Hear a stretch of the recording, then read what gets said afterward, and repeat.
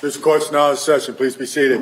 Your Honor, for the purpose of the record, we return back to the trial of Commonwealth versus Lindsay Clancy. All parties are present, including the defendant and including the 18 jurors. All right.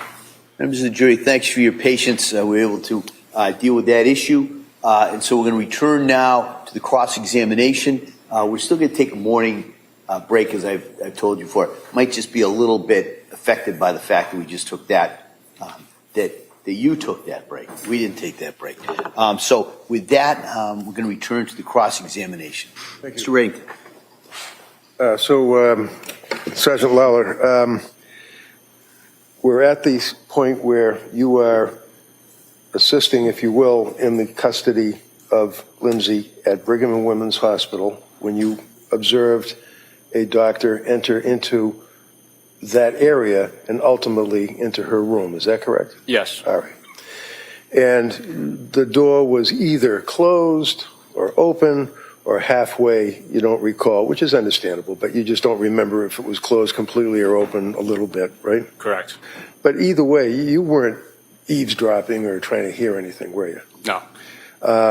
And then when the doctor finished talking with Lindsay, at some point, you as investigators were aware that the doctor had allowed her to call her husband and use his cell phone to speak to her husband, correct? I later learned that, yes. And you later learned and knew from the investigation that it was fairly recently to that point that the tubes had been removed from her mouth and she was able to at least talk to a degree, and then she talked on the phone, correct? Correct.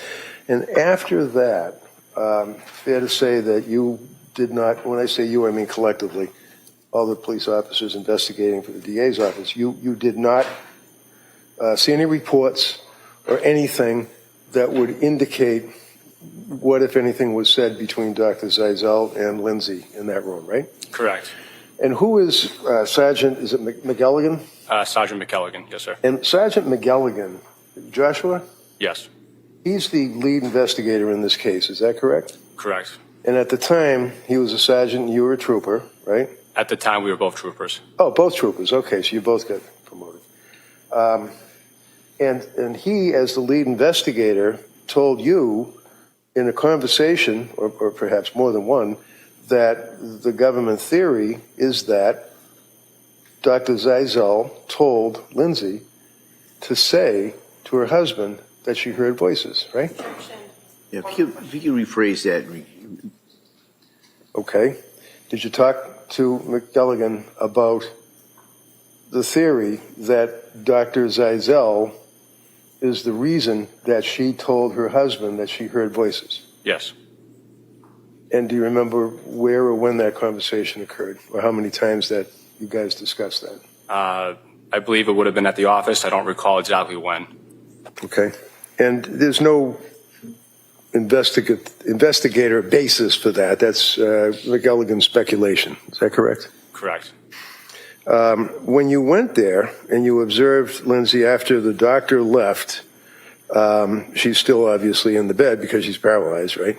Correct. You're still in the bed. Was she restrained by either soft restraints or handcuffs or whatever? Do you remember whether her hands or her wrists restrained to the bedpost? I don't recall specifically restraints. Okay. And you mentioned that the state police were there. That would be people that were obviously working with you, right? Correct. And do you remember how many state police were there that you were coordinating or assisting? Per shift, there was 2 of us. 2? Yes, sir. Okay. And also there were sheriffs from the Plymouth County Sheriff's Department that were there, right? So we relieved the sheriffs. Okay. And how many sheriffs did you relieve? I don't recall exactly. Probably 2, though. Okay. And how about Duxbury Police? You recall the Duxbury Police being there?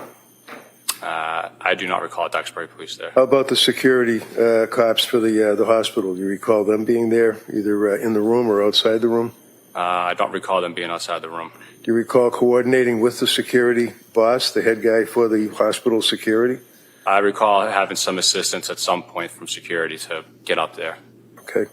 And do you remember how many days it was that you were assisting in the custody situation of Lindsay before she was allowed to have family and me and different people visit with her?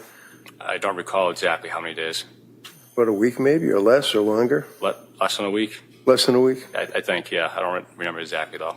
And even though she was allowed to have visitors, still the police presence was there. Is that correct? After I left, I'm not sure after I left what the visitation was like. So when you say after you left, you mean when you left the hospital? You mean after you were finished with your tasked duty of dealing with her security and being under arrest? Correct. After my assigned shift, I don't. So after you were involved, obviously you don't know what happened after that. Correct. Okay.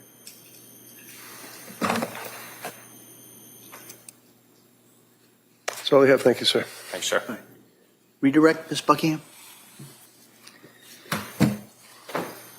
Sergeant Lawlor, in your experience working in the detectives unit as a trooper, is it fair to say you oftentimes will have conversations as investigations are unfolding with other investigators that you're working on a case with about the case, potential evidence, theories of the case? Yes. And is it also fair to say that theories change over time based on your investigation and what evidence you find? Correct. Was there anything about a conversation that you had with Trooper McGilligan about this theory that affects your testimony as you stand here today? No. And you didn't hear anything that occurred in that room that day that you were there when Dr. Zeizel was there, did you? I did not hear anything. Nothing further. Briefly, well, your testimony, basically, unobjected to, is talking about clothes that were seized at the house and the other investigation going to the hospital. That's it, right? Objection beyond the scope. Sustained. All right.